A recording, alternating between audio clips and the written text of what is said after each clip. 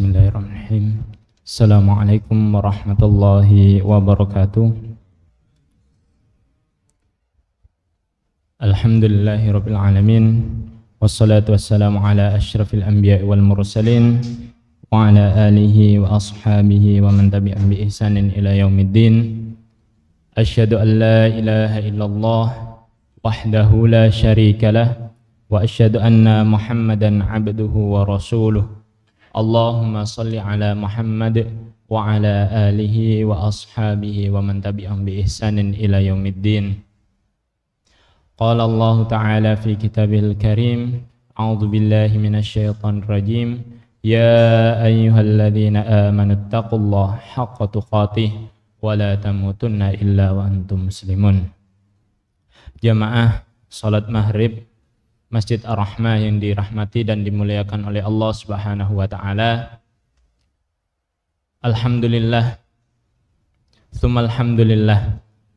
Segala puji bagi Allah Subhanahu wa taala atas segala nikmat, atas segala karunia, atas segala hidayah yang telah diberikan kepada kita semua, sehingga dalam kesempatan kali ini kita masih dapat melaksanakan kewajiban kita, yaitu melaksanakan ibadah sholat maghrib, dan juga dilanjutkan dengan amalan-amalan soleh, salah satunya yaitu mengikuti majelis-majelis ilmu di rumahnya Allah Subhanahu wa ta'ala, yang mana dengan kita mengikuti majelis ilmu, dengan kita mengikuti kumpulan-kumpulan seperti ini, Allah sendiri menjanjikan kepada kita sebuah keberkahan.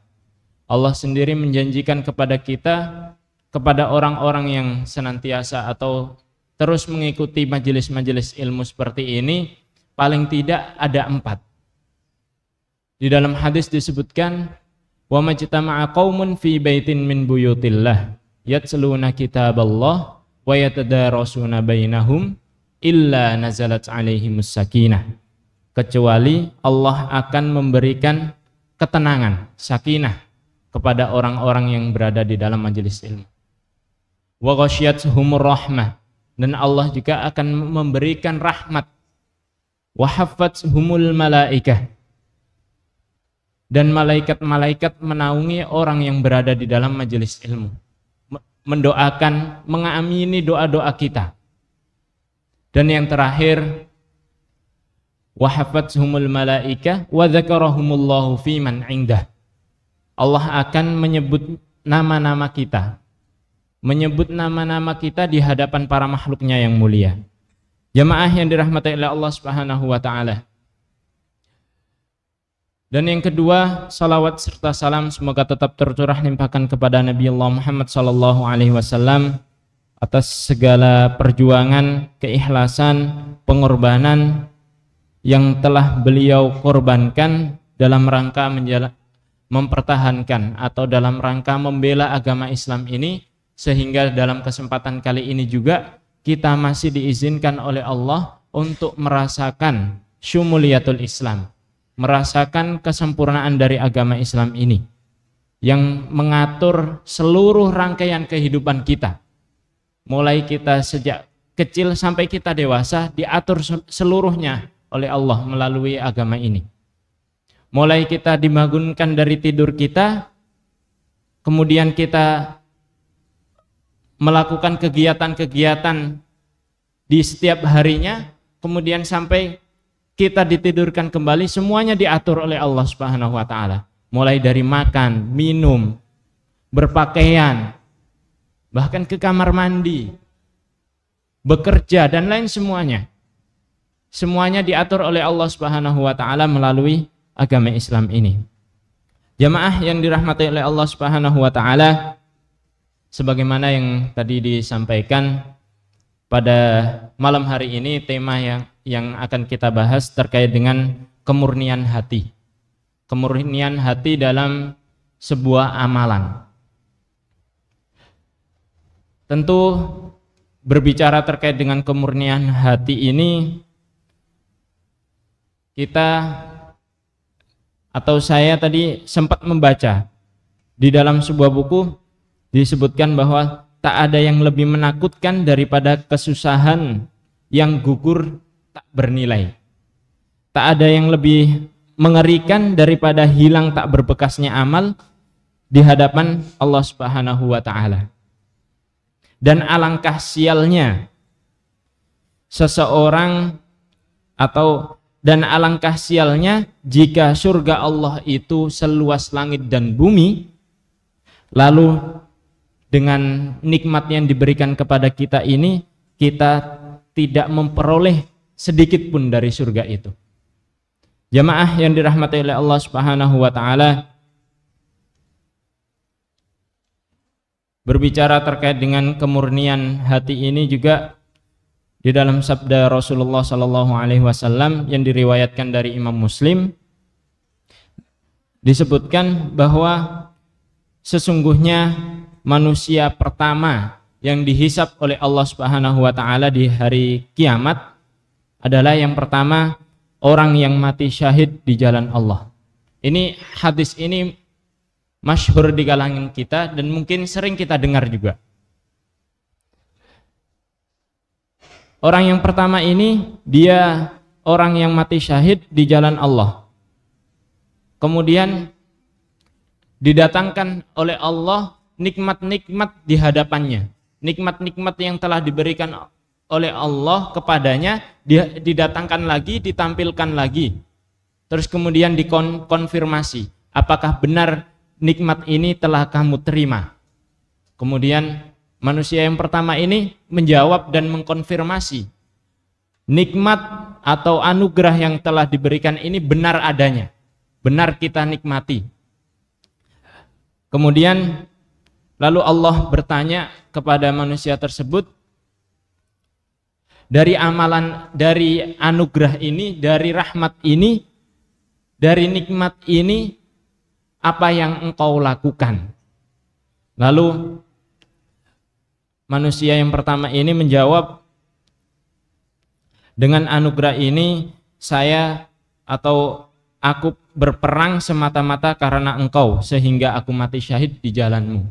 Jamaah yang dirahmati oleh Allah Subhanahu wa taala, setelah mendengar jawaban seperti itu, kemudian Allah berfirman, dusta. Kamu berperang dengan niat agar kamu dianggap sebagai pria sejati. Kamu biar dianggap sebagai seseorang yang pemberani, seseorang yang gagah berani. Memang itu semua sudah kamu dapatkan. Sehingga Allah Subhanahu wa taala kemudian menyeret dan diperintahkan untuk masuk ke dalam nerakanya. Kemudian lanjutan dari hadis yang tadi disebutkan, orang yang dihisab selanjutnya, orang yang paling pertama dihisab selanjutnya adalah orang yang membaca Al-Quran dan mempelajari ilmu serta mengajarkannya. Allah mendatangkan kembali nikmat-nikmat yang telah diberikan kepadanya. Kemudian orang yang kedua ini mengkonfirmasi bahwa nikmat tersebut benar adanya, benar telah diterimanya. Lalu Allah menanyakan kembali kepada orang yang kedua ini dengan pertanyaan yang sama, apa yang kamu lakukan dengan nikmat yang telah kau terima ini? Lalu dia menjawab, aku membaca Al-Quran serta mengajarkannya semata-mata karena engkau ya Allah. Lalu Allah berfirman, dusta, kamu membaca Al-Quran, kamu mengajarkan Al-Quran, kamu belajar ilmu supaya kamu disebut oleh orang lain sebagai orang yang alim, sebagai orang yang berilmu. Dan itu memang telah kamu dapatkan. Lalu Allah juga memerintahkan kepada orang yang kedua ini untuk diseret menuju nerakanya Allah. Dan yang ketiga, orang yang dihakimi atau orang yang diadili di hari kiamat yang pertama kali, yaitu orang yang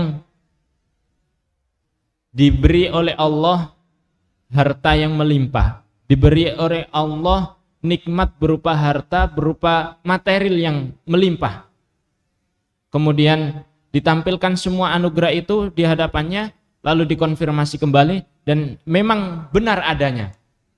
Kemudian Allah menanyakan hal yang sama dan dijawab dengan orang yang ketiga ini dengan jawaban, saya melakukan sedekah, melakukan infak tanpa terkecuali hanya kepada untuk Allah Subhanahu wa taala. Kemudian Allah berfirman juga, dusta. Kamu berinfak, kamu sedekah hanya berharap supaya orang lain menganggap kamu sebagai orang yang dermawan.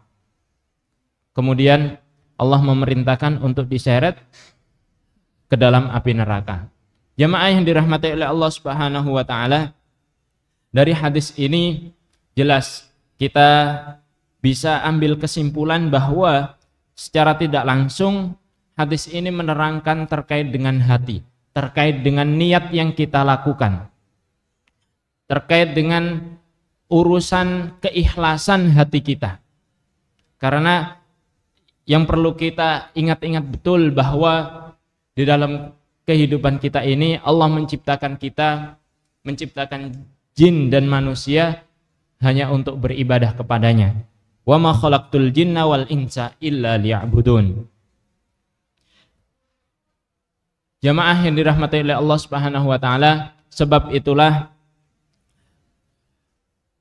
ibadah kepada Allah Subhanahu wa taala, maka tugas yang paling utama kita dalam beribadah adalah menjaga hati kita ini, menjaga kemurnian hati, menjaga kemurnian keikhlasan hati kita. Karena apa-apa yang di dalam hati kita ini merupakan jaminan yang paling utama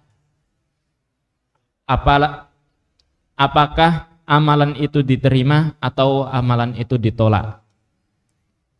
Jamaah yang dirahmati oleh Allah Subhanahu wa taala, dan yang perlu kita sadari bersama bahwa memang dalam menjaga hati ini sungguh sangat berat. Bisa jadi lisan kita bisa mengucapkan saya ikhlas, tapi hati kita ini tidak ikhlas karena Allah Subhanahu wa taala. Bisa jadi hati kita ini hanya mengharapkan pandangan orang lain, hanya mendapatkan imbalan yang berupa dunia-dunia semata. Jamaah yang dirahmati oleh Allah Subhanahu wa taala,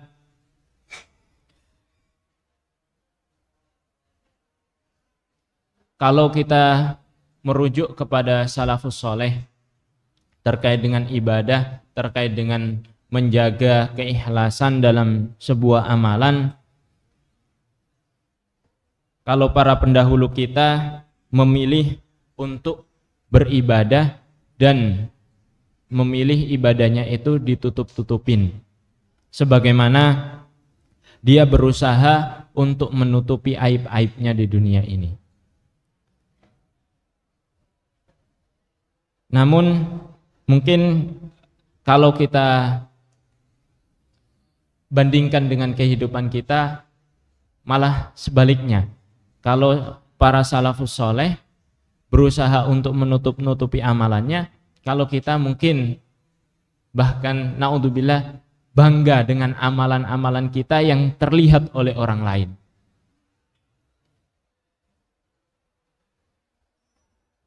Mungkin justru kita hanya mengerjakan amalan-amalan kecil, akan tetapi karena diketahui oleh orang lain, kita disebut oleh orang lain sebagai orang yang soleh atau yang lainnya.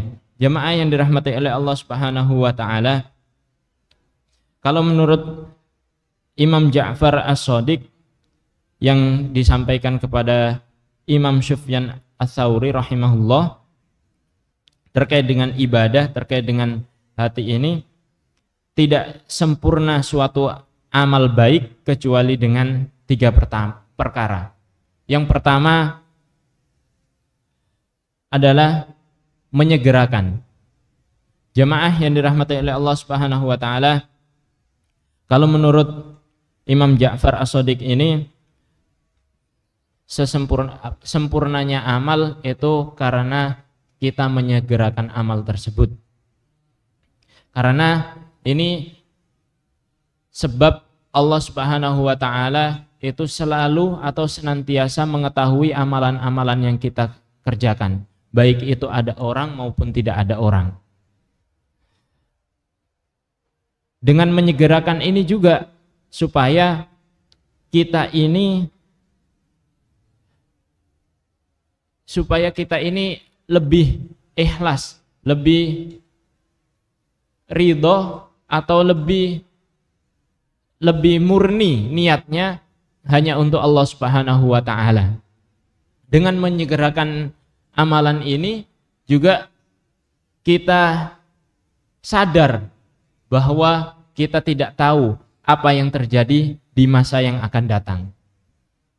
Karena kita tahu semua akan mati pada waktunya.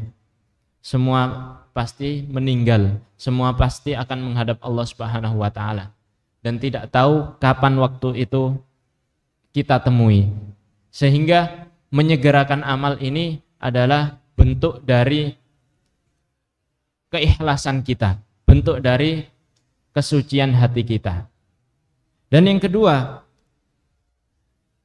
tidak sempurna amal baik kecuali dengan menganggap amalan itu amalan yang kecil.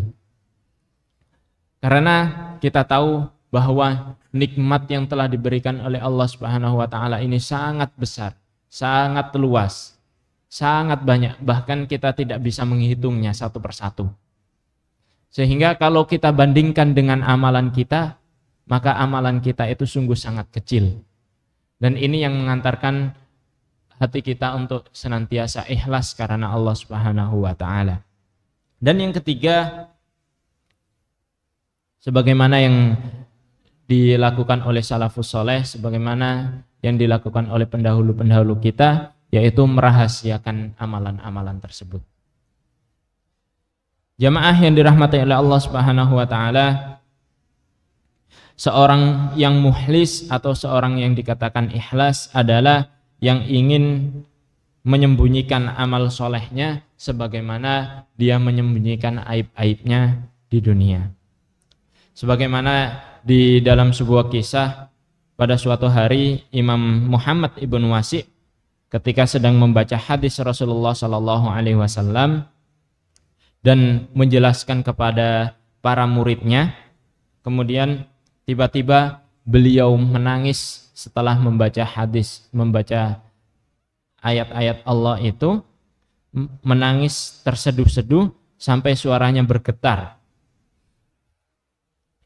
Dan terasa berat bagi dan terasa sangat menggetarkan hati para murid-muridnya. Kemudian beliau terdiam sejenak dan mengalihkan pandangannya.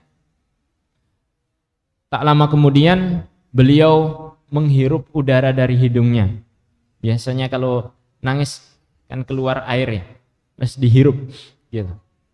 Kemudian sambil lalu beliau balik badan, kemudian mengatakan kepada murid-muridnya sambil tersenyum, sungguh pilek itu terasa berat bagi orang tua.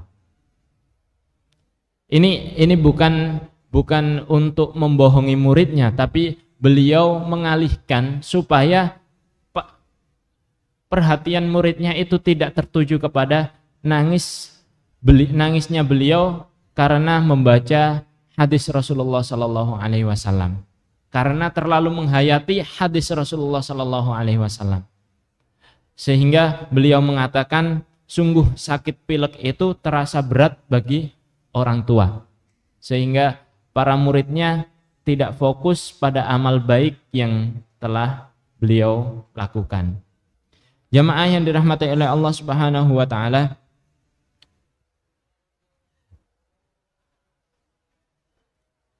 seharusnya semangat kita, semangat para orang-orang yang beriman ini dalam menyembunyikan amal baik atau amal soleh seharusnya lebih besar daripada keinginan kita dalam menampakkan amal-amal soleh itu sendiri.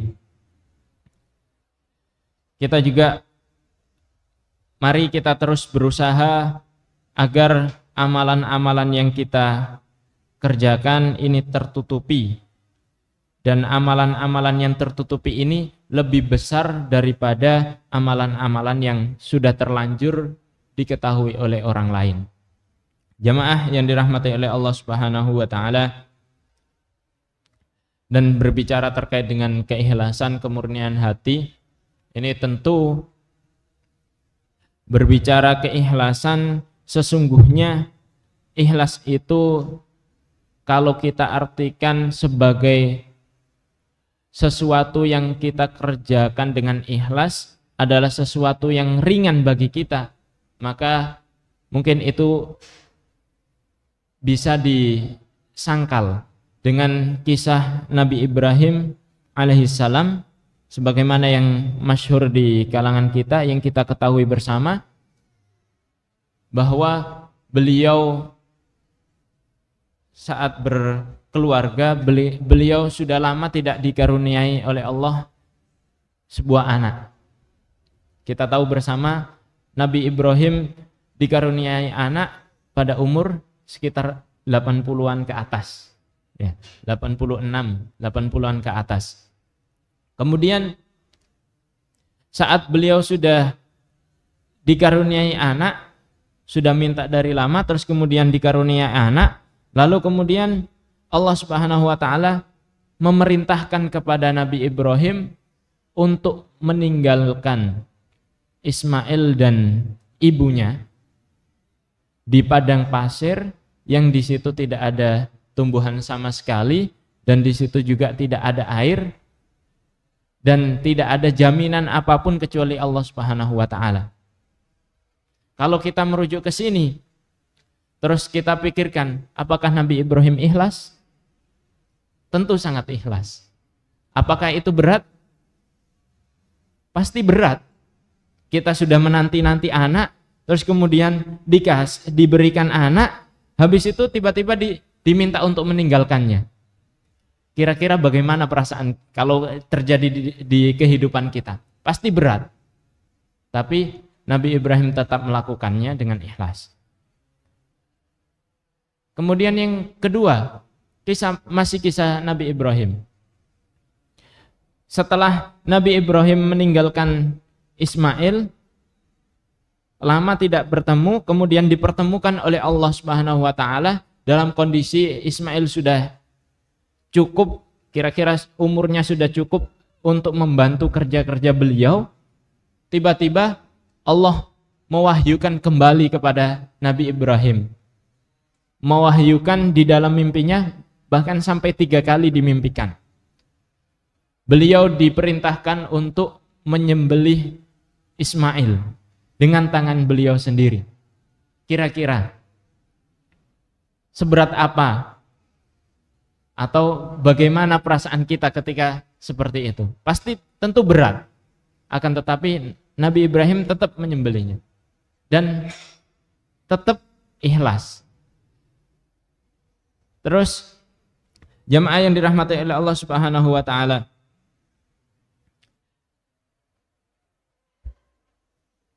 dan kalau kita merujuk kepada cerita-cerita atau kepada kisah-kisah yang lalu, banyak sekali kisah-kisah yang menunjukkan bahwa keikhlasan itu tidak selalu ringan. Keikhlasan itu kadangkala butuh sebuah pengorbanan, butuh sebuah perjuangan, butuh sebuah perjuangan untuk mengalahkan nafsu-nafsu kita, perjuangan untuk mengalahkan keinginan-keinginan kita. Namun memang banyak sekali kita beranggapan bahwa keikhlasan ini itu adalah seseorang yang ikhlas adalah orang yang menjalankan sebuah amalan dengan ringan. Tapi memang anggapan seperti ini juga tidak salah. Karena memang sebuah keikhlasan itu kadangkala menjadikan amalan yang kita kerjakan itu sangat ringan. Namun banyak hal juga keikhlasan memang tak selalu tumbuh dari rasa ringan dalam melaksanakan sebuah perintah. Ikhlas bisa saja tumbuh dari kerja-kerja berat mengalahkan nafsu dan pengorbanan kita sendiri. Contoh yang lain juga jamaah yang dirahmati oleh Allah Subhanahu wa taala, ketika Allah memerintahkan kepada kita untuk berperang. Ketika Allah memerintahkan kepada kita untuk berangkat ketika panggilan jihad itu dikumandangkan, baik dalam kondisi ringan maupun dalam kondisi berat. Sebagaimana kisah dari Abu Ayyub Al-Ansari ketika beliau sudah berusia lanjut, berusia kurang lebih 80-an, dan beliau juga dalam kondisi yang sudah merasakan sakit-sakitan. Beliau juga ketika berjalan sudah tertati-tati, bahkan pedang yang ia pegang itu sebagai penopang tubuhnya, sebagai tongkat untuk berjalannya. Sampai-sampai anaknya mengatakan kepada beliau, "Wahai ayah, istirahatlah. Sungguh Allah Subhanahu wa taala telah memberikan uzur kepadamu." Kemudian setelah mendengar perkataan anaknya seperti itu, kemudian Abu Ayyub berseru kepada anaknya, "Tidak tahukah kamu, wahai anakku, uzurku telah dihapus dengan firman Allah Subhanahu wa taala yang terdapat di dalam surat At-Taubah. Infiru khifafan wa thiqalan wajahidu bi amwalikum wa anfusikum fi sabilillah. Dzalikum khairul lakum in kuntum ta'lamun." Berangkatlah baik dalam keadaan merasa ringan ataupun merasa berat, dan berjihadlah dengan harta dan dirimu di jalan Allah Subhanahu wa taala. Yang demikian itulah adalah lebih baik bagimu jika kamu mengetahui. Jamaah yang dirahmati oleh Allah Subhanahu wa taala, kemudian lanjutan dari kisah ini, lalu beliau tetap bergabung untuk berperang menuju Konstantinopel, dan beliau syahid. Kemudian beliau dikuburkan di dekat atau di samping dinding bentengnya tersebut. Kisah ini kalau kita bayangkan dalam kehidupan kita pasti berat sekali, pasti tidak ringan, dan Masya Allah sangat berat. Kalau kita bayangkan, kita yang misal umur sudah 70-an, kadangkala ketika ada panggilan amal baik, kadangkala kita sudah merasa berat, walaupun panggilan tersebut hanya amalan-amalan yang ringan, tapi kadang kita merasa berat. Lalu kita bayangkan kalau kita di posisi seperti Abu Ayyub seperti ini, mestinya kalau kita pikir-pikir mungkin bisa jadi kita tidak akan berangkat ketika ada panggilan jihad dengan kondisi yang seperti itu. Bahkan sudah diperkuat juga dengan anaknya bahwa Allah telah memberi uzur kepadamu. Pastinya kalau kita pikir-pikir, saya sendiri mungkin bisa jadi tidak berangkat untuk memenuhi panggilan itu. Karena tentu sangat berat, memang sangat berat. Akan tetapi Abu Ayyub tetap berangkat, dan ini menunjukkan bahwa keikhlasan atau kemurnian hati itu tidak tergantung bagaimana berat amalan itu, berat untuk mengerjakan atau ringan untuk kita kerjakan. Jamaah yang dirahmati oleh Allah Subhanahu wa taala, maka dari sini kita seyogyanya tidak pantas kalau kita terus menghakimi orang hanya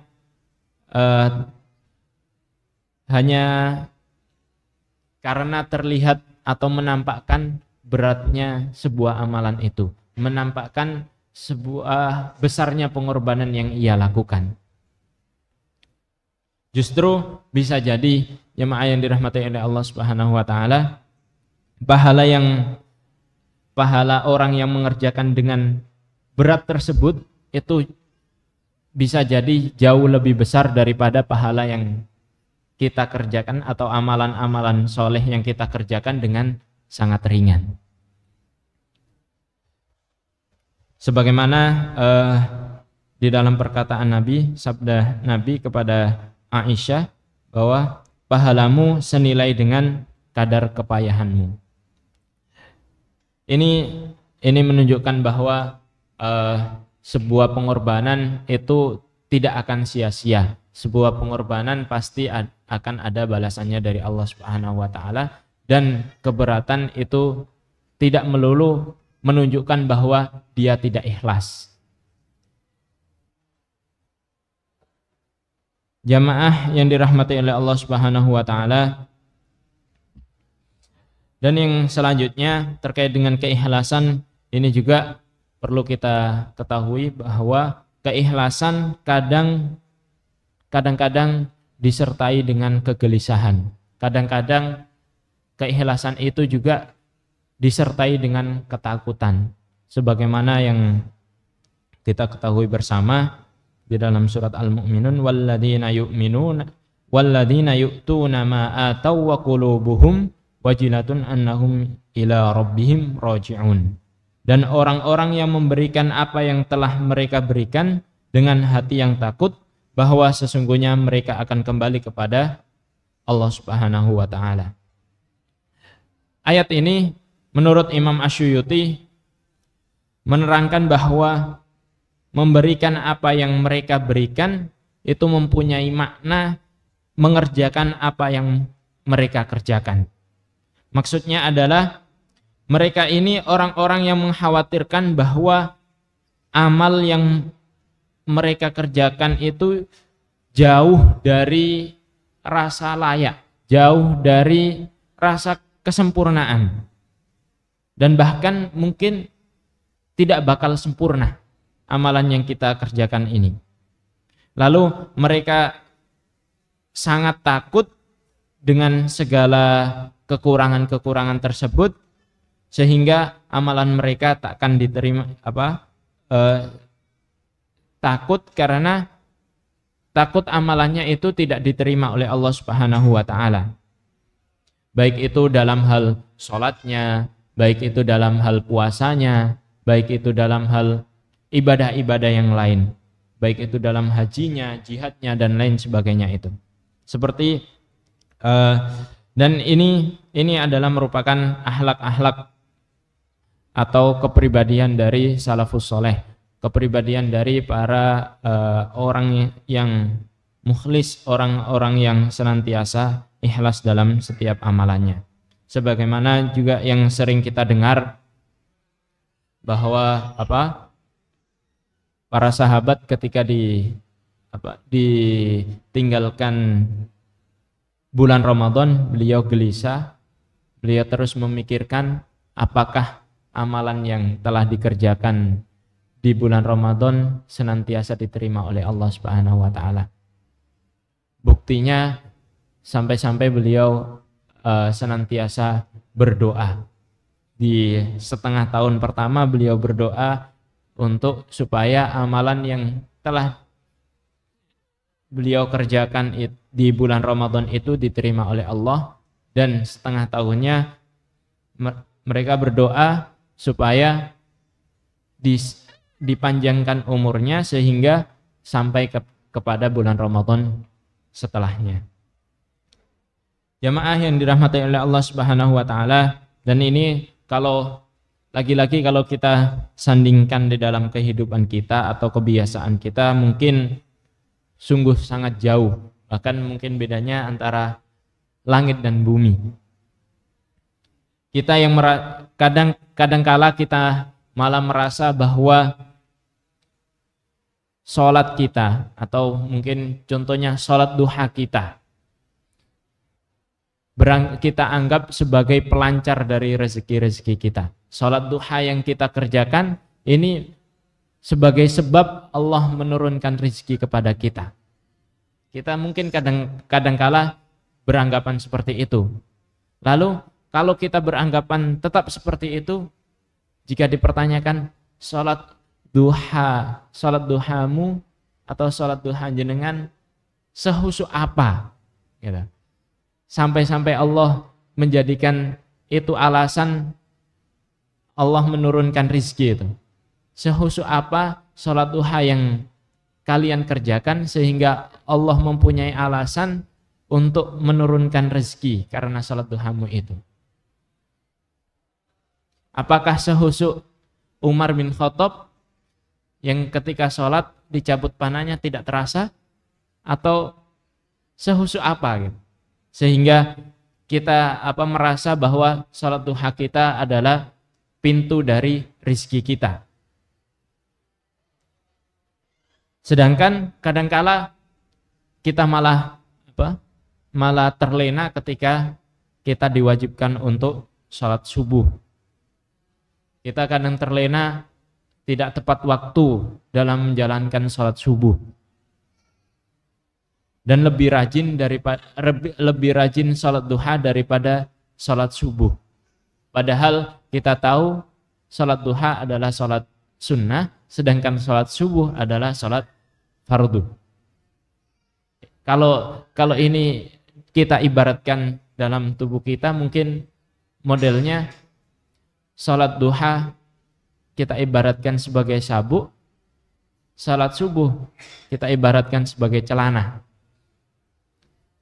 Kalau kita lebih rajin sholat duha dibandingkan sholat subuh, maka seperti halnya kita memakai sabuk tapi tidak memakai celana, kan lucu, gitu ya. Jamaah yang dirahmati oleh Allah Subhanahu wa taala, kadangkala juga kita merasa puasa kita atau amalan puasa kita telah menghapus seluruh dosa-dosa yang kita lakukan, sehingga di saat malam Idul Fitri kita tertawa riang gembira, merasa dosa-dosa kita sudah terhapuskan, sehingga kita senang, begitu senang sampai tertawa-tertawa, begitu senang sampai ya seolah-olah terlepas dari belenggu, terlepas dari ikatan. Ini jamaah yang dirahmati oleh Allah Subhanahu wa taala, ini tidak lain juga apa bedanya dengan setan yang terbelenggu, setan yang terikat kemudian dilepaskan. Jamaah yang dirahmati oleh Allah Subhanahu wa taala, dan yang selanjutnya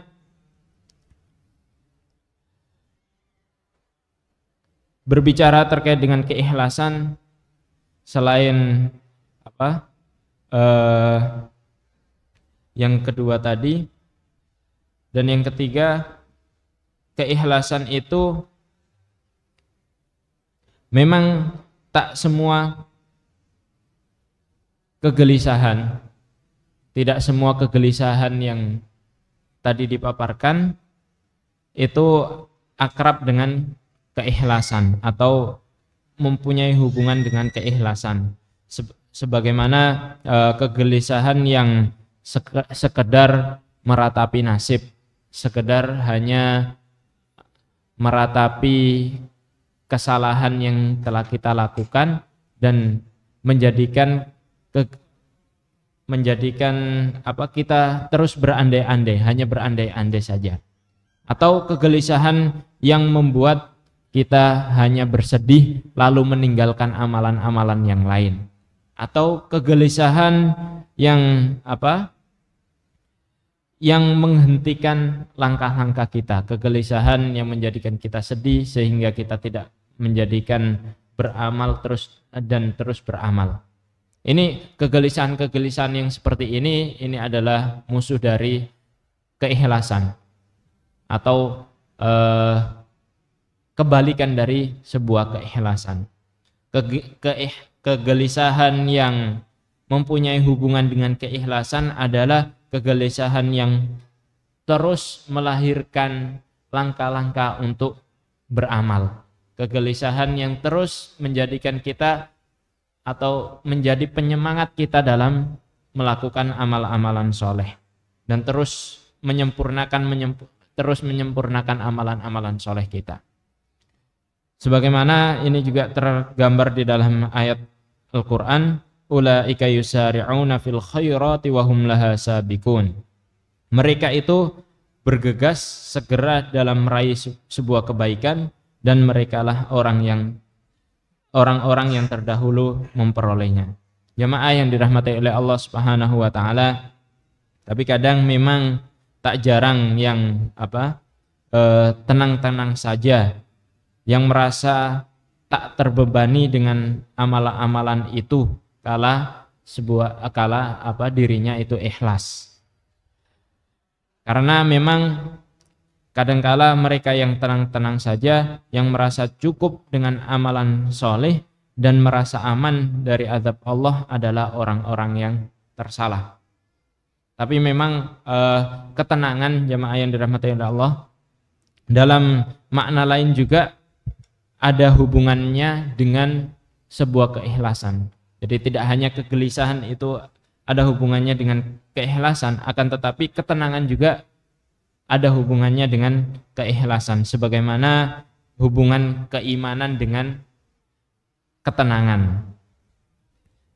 Di dalam surat Ar-Ra'd dalam ayat ke-28, alladzina amanu wa tatma'innu qulubuhum bidzikrillah, ala bidzikrillahi tatma'innul qulub.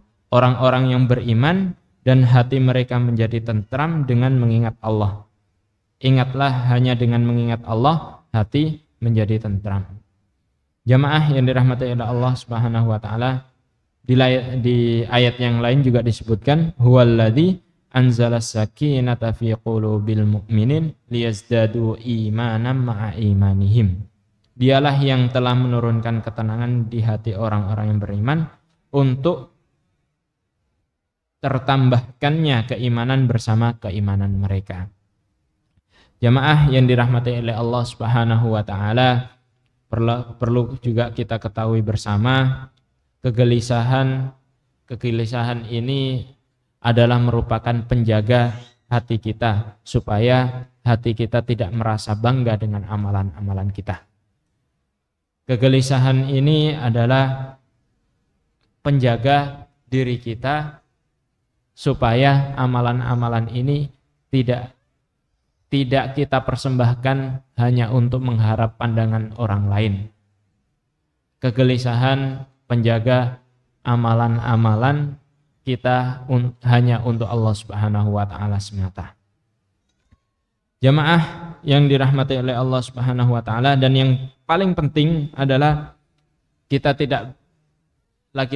tidak boleh mensalahartikan atau memberi makna yang salah tentang ketenangan dan kegelisahan sehingga menjadikan keikhlasan itu adalah atau menjadikan atau memaknai sebuah keikhlasan itu dalam artian yang sangat sempit. Keikhlasan harusnya amalan yang kita kerjakan dengan ikhlas harusnya kita merasa tenang. Tidak seperti itu. Tidak melulu benar seperti itu dan tidak melulu salah seperti itu. Tidak juga amalan yang kita kerjakan dengan ikhlas selalu berhubungan dengan kegelisahan, selalu gelisah, selalu tidak tenang, selalu khawatir. Tidak juga seperti itu. Akan tetapi memang ada sikon-sikon tertentu amalan itu ikhlas ketika kita gelisah, amalan itu ikhlas ketika kita tenang. Jamaah yang dirahmati oleh Allah Subhanahu wa taala, dan yang terakhir, seseorang yang ikhlas atau amalan yang kita kerjakan dengan ikhlas itu amalan yang kita kerjakan dengan, atau amalan yang ikhlas itu, atau seseorang yang ikhlas selalu mencintai apa yang dikerjakan. Jadi seseorang yang dikatakan ikhlas, dia akan mencintai apa yang dia kerjakan. Bukan seseorang yang ikhlas itu bukan yang mencintai atau mengerjakan apa yang dicintai. Tidak melulu seperti itu. Akan tetapi orang yang ikhlas pasti mencintai apa yang dikerjakan. Baik itu amalan yang menurut amalan yang dibenci maupun amalan yang dicintai. Seluruhnya akan dicintai gitu. Jemaah yang dirahmati oleh Allah Subhanahu wa taala, ini sudah masuk waktu Isya. Baik. Jadi pada intinya mari kita terus memurnikan hati kita dan memaknai bahwa ikhlas itu tidak melulu antara tenang dan gelisah, antara cinta atau tidak kita cintai, antara yang berat ataupun yang ringan. Semuanya itu bisa kita kerjakan dengan ikhlas, baik berat maupun ringan, baik itu kita cintai maupun tidak, baik itu kita benci atau kita cintai, atau baik itu tenang ataupun gelisah. Semoga Allah Subhanahu wa taala mengistiqomahkan kita untuk selalu memperbarui niat kita dalam mengerjakan amal-amal soleh, sehingga amalan kita diterima oleh Allah dan dijadikan sebagai pemberat amal dan dimasukkan ke dalam surganya kelak. Amin ya rabbal alamin. Subhanakallahumma wa bihamdika asyhadu an la ilaha illa anta astaghfiruka wa atubu ilaik. Kurang lebihnya dari saya mohon maaf. Assalamualaikum warahmatullahi wabarakatuh.